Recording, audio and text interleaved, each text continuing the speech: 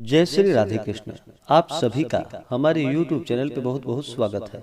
आइए जानते हैं वर्ष 2023 आमल की एकादशी व्रत के शुभ मुहूर्त के बारे में, पारण समय के बारे में, पारण किस चीज से किया जाएगा, पारण कब करना है, व्रत पूजन विधि के बारे में, व्रत के महत्व के बारे में, इस दिन क्या करना चाहिए, नहीं करना चाहिए, किन बातों का ध्यान रखना चाहिए और भगवान को विशेष किन वस्तु का भोग लगाना चाहिए। तो आइए जानते हैं इन सबों के बारे में। संपूर्ण जानकारियां की प्राप्ति के लिए वीडियो को अंत तक जरूर देखें। चैनल पे अगर आप नए हैं तो चैनल को लाल बटन दबा करके सब्सक्राइब करें, साथ में बेल आइकन घंटी को भी दबाएं ताकि मेरे वीडियो का नोटिफिकेशन आपको समय समय से मिलता रहे। फाल्गुन माह के शुक्ल पक्ष में पड़ने वाली एकादशी को इसे आमल की एकादशी के नाम से जाना जाता है। आमल की एकादशी के व्रत में इस दिन धात्री वृक्ष के पूजन करने का विधान है, यानी कि आमले वृक्ष के नीचे बैठ करके आमले वृक्ष का पूजन करना चाहिए। वहीं पे कलश को स्थापित करके भगवान विष्णु, माता लक्ष्मी और भगवान विष्णु के परशुराम स्वरूप का आमल की एकादशी के दिन पूजन किया जाता है। जो भी सच्ची श्रद्धा के साथ, नियम और निष्ठा के साथ फाल्गुन मास शुक्ल पक्ष की आमल की एकादशी का व्रत करते हैं, तो इस व्रत के प्रभाव से व्यक्ति के सभी प्रकार के पाप और ताप नष्ट हो जाते हैं। यह व्रत जो कि मोक्षदायक, धन, वैभव एवं पुत्र पौत्रादि प्रदायक व्रत है तथा यह रक्षा करने वाली है। आप सभी भक्तों को आमल की एकादशी की ढेर सारी शुभकामनाएं। आप सभी के जीवन में भगवान विष्णु, माता लक्ष्मी और भगवान परशुराम की कृपा से आप सभी को सभी प्रकार के सुख और समृद्धि की प्राप्ति हो। लक्ष्मी नारायण आप सभी के इच्छाओं को पूर्ण करे। जो भी आमल की एकादशी का व्रत करते हैं उन्हें चाहिए व्रत के लिए दशमी के दिन से ही नियमों का पालन करना चाहिए। दशमी तिथि के दिन शुद्ध और सात्विकता का पालन करना चाहिए। दशमी, एकादशी और द्वादशी इन 3 दिनों तक शुद्ध और सात्विकता का पालन करते हुए रहना चाहिए। धर्म का आचरण करना चाहिए। दशमी तिथि के दिन जो कि सूर्यास्त होने से पहले ही भोजन ग्रहण करना चाहिए। उस दिन शुद्ध और सात्विक आहार ही ग्रहण करनी चाहिए। उसके बाद फिर दांतों को अच्छे तरह से साफ करके रात्रि ब्रह्मचर्य का पालन करते हुए भगवान नाम का स्मरण करते हुए सोना चाहिए। और एकादशी तिथि के दिन जो कि सुबह ब्रह्म मुहूर्त में उठ करके नित्य क्रियाओं से निवृत्त हो करके गंगा नदी आदि में स्नान करना चाहिए। वहाँ पे अगर स्नान न कर पाए तो घर के नहाने के पानी में ही थोड़ा सा गंगा जल मिला करके स्नान करना चाहिए। शुद्ध वस्त्र धारण करके और व्रत का संकल्प लेना चाहिए। भगवान विष्णु, माता लक्ष्मी, भगवान परशुराम से प्रार्थना करनी चाहिए कि हे भगवान, आज मैं आमल की एकादशी का व्रत करने जा रहा हूँ या करने जा रही हूँ।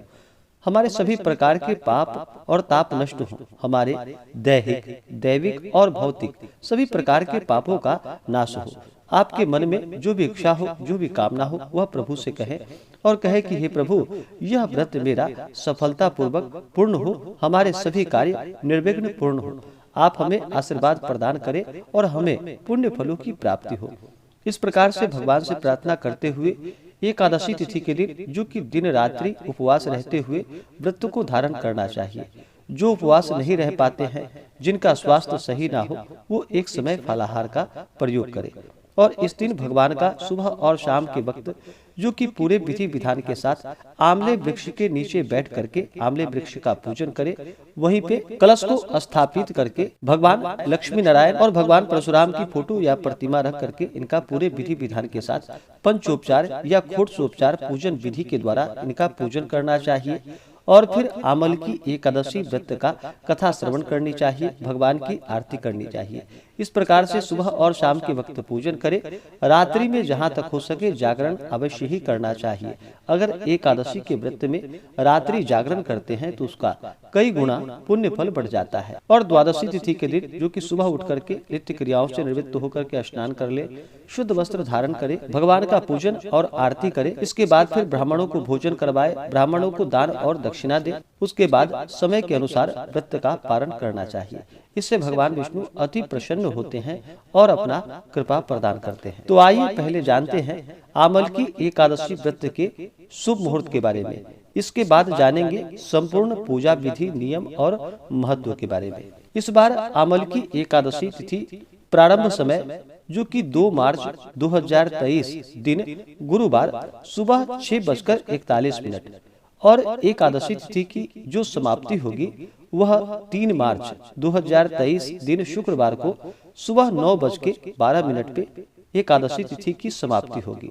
तो हमें सूर्योदय व्यापनी के अनुसार द्वादशी युक्त जो शुद्ध रूप से एकादशी व्रत के लिए समय प्राप्त हो रहा है वह समय 3 मार्च 2023 दिन शुक्रवार को प्राप्त हो रहा है। और आमल की एकादशी व्रत का पारण जो कि 4 मार्च 2023 दिन शनिवार को एकादशी व्रत का पारण किया जाएगा। एकादशी व्रत का पारण जो कि हरिवासर समाप्त होने के बाद व्रत का पारण करना चाहिए। हरिवासर का जो समय होता है वह समय द्वादशी तिथि का पहला चौथाई का हिस्सा वह समय हरिवासर का होता है और द्वादशी तिथि की जो समाप्ति है वह 4 मार्च 2023 दिन शनिवार को सुबह 11:44 पे द्वादशी तिथि की समाप्ति है। तो व्रत का जो पारण किया जाएगा वह 4 मार्च दिन शनिवार को सुबह 6:48 से सुबह 9:09 तक व्रत का पारण किया जाएगा। एकादशी तिथि के दिन जो सूर्योदय का समय होगा वह समय 3 मार्च को जो कि सुबह 6:19 और सूर्यास्त शाम 6 बजे। राहु काल का जो समय होगा वह समय सुबह 10:42 से दोपहर 12:10 तक राहु काल का समय होगा।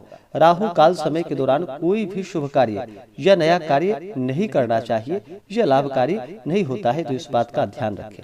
तो इस दिन आमल की एकादशी व्रत का जो पारण किया जाएगा वह गौधन्या पारणम यानी गाय के दूध के दही से व्रत का पारण किया जाएगा। यह संभव ना हो पाए तो तुलसी दल, जल या फल से भी व्रत का पारण करें। एकादशी तिथि के दिन योग जो कि सौभाग्य योग शाम 6:43 तक होगा। उसके बाद शोभन योग, इस दिन सर्वार्थ सिद्धि योग भी होगा जो कि सुबह 6:45 से दोपहर 3:43 तक सर्वार्थ सिद्धि योग होगा। नक्षत्र जो कि पुनर्वसु नक्षत्र दोपहर 3:44 तक, उसके बाद पुष्य नक्षत्र। जो भी भक्त एकादशी का व्रत करते हैं उन्हें एकादशी व्रत के दौरान जो कि नियमों का पालन करना चाहिए।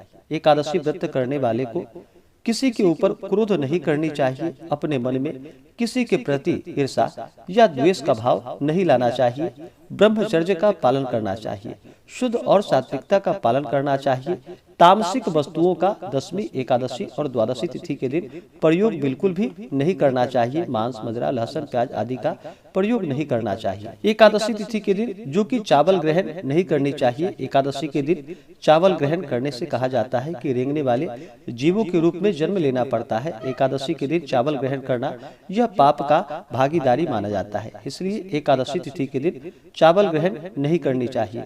और इस दिन शुद्ध और सात्विकता का पालन करते हुए अगर घर पे कोई याचक आता है तो याचक को अवश्य ही अपने सामर्थ्य के अनुसार अन्न, वस्त्र जो भी आपसे बन सके अवश्य ही उन्हें प्रदान करनी चाहिए। व्रत के दौरान जो कि ओम नमो भगवते वासुदेवाय आदि मंत्रों का अवश्य ही जप उच्चारण करते रहना चाहिए। इससे भगवान विष्णु अति प्रसन्न होते हैं और अपना कृपा प्रदान करते हैं। एकादशी तिथि के दिन जहां तक हो सके इस दिन जो कि चोर, पाखंडी, दुराचारी आदि से बिल्कुल भी बात नहीं करनी चाहिए, जहां तक बच के रहना चाहिए। अगर ऐसा हो भी जाए तो भगवान सूर्य देव का दर्शन करे और फिर भगवान विष्णु को धूप और दीप दिखा करके उनसे क्षमा याचना मांगनी चाहिए। एकादशी तिथि के दिन जो कि बाल, दाढ़ी, नाखून आदि भी बिल्कुल भी नहीं काटनी चाहिए, इन सबों से बचना चाहिए। इस दिन जहां तक हो सके अवश्य ही दान पुण्यों का कार्य करना चाहिए। एकादशी तिथि के दिन व्रतधारी को जो कि इस दिन गाजर, सलजम, गोभी, पालक आदि का सेवन नहीं करना चाहिए। फलाहार में जो कि केला, आम, अमरूद, बादाम, पिस्ता आदि अमृत फलों का ही सेवन करना चाहिए। और प्रत्येक वस्तु जब भी आप फलाहार या प्रसाद ग्रहण करते हैं तो भगवान विष्णु को भोग लगा करके तुलसी दल छोड़ करके ही उसके बाद उसे प्रसाद के रूप में ग्रहण करना चाहिए। अमल की एकादशी के दिन चाहिए कि इस दिन भगवान विष्णु, भगवान परशुराम, माता लक्ष्मी के पूजन के लिए आमले वृक्ष के चारों तरफ जो कि अच्छे प्रकार से साफ सफाई करके वहाँ पे गोबर से लीप करके गंगा जल का छिड़काव करना चाहिए और वहाँ पर पूर्व या उत्तर दिशा की ओर मुख करके जो कि आसन लगा करके बैठना चाहिए। और इस दिन जो कि कलश को स्थापित करके आमले वृक्ष के नीचे, कलश के नीचे जो कि सप्तधान्य आदि रख करके उसके ऊपर कलश को स्थापित करनी चाहिए। कलश में जल डाले और उसमें फिर पंच पल्लव या आम का पल्लव रख करके उसके ऊपर से एक पूर्ण पात्र रखे जो कि चावल या जौ से भरा हुआ पूर्ण पात्र हो। उसके ऊपर से एक पानी वाला नारियल भी रखे और फिर इस दिन पूरे विधि विधान के साथ भगवान का पूजन करें। किसी भी प्रकार के शुभ या मांगलिक कार्यों में सबसे पहले भगवान गणेश जी का पूजन किया जाता है। तो पहले भगवान गणेश जी का पूजन कर ले, उसके बाद फिर कलश देवता का पूजन करे। कलश में तीर्थ, वरुण देवता, समुद्रों आदि का आवाहन करे।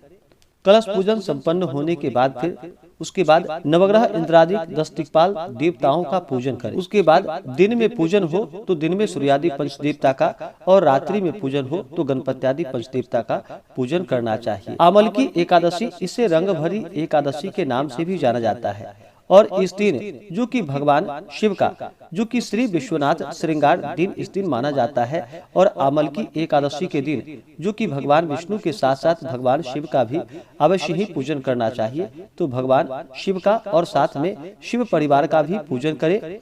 उसके बाद फिर धात्री वृक्ष का पूजन करना चाहिए, यानी कि आमले वृक्ष का पूजन करें। उसके बाद फिर भगवान विष्णु, माता लक्ष्मी और भगवान परशुराम का पूजन करना चाहिए। इस दिन भगवान विष्णु को जो कि इनका जल से अभिषेक करे, पंचामृत से अभिषेक करे, शुद्ध गंगा जल से अभिषेक करे। उसके बाद फिर भगवान विष्णु को जो कि पीला वस्त्र चढ़ाए और माता लक्ष्मी को लाल वस्त्र अर्पित करे और भगवान परशुराम को पीला या लाल वस्त्र अर्पित करे।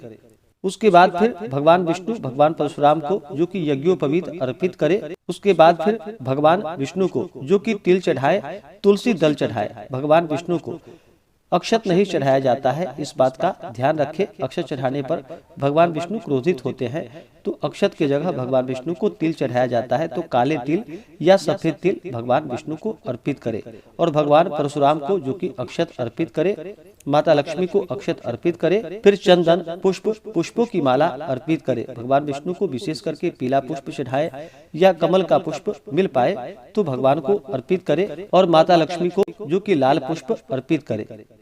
उसके बाद फिर पुष्पों की माला चढ़ाएं, फिर धूप और दीप दिखाएं। अनेक प्रकार का नैवेद्य अपने श्रद्धा भक्ति भाव के साथ अर्पित करें। ऋतुफल आदि जो भी हो या दूध से बने हुए मिष्ठान आदि हो भगवान को अर्पित करनी चाहिए।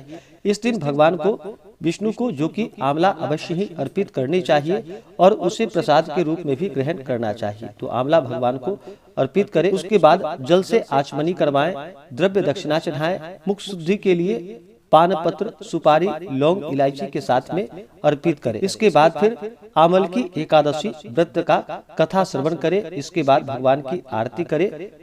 उसके बाद निराजन करते हुए फिर धात्री वृक्ष की कम से कम 8 परिक्रमा करनी चाहिए और फिर पुष्पांजलि भगवान को अर्पित करे।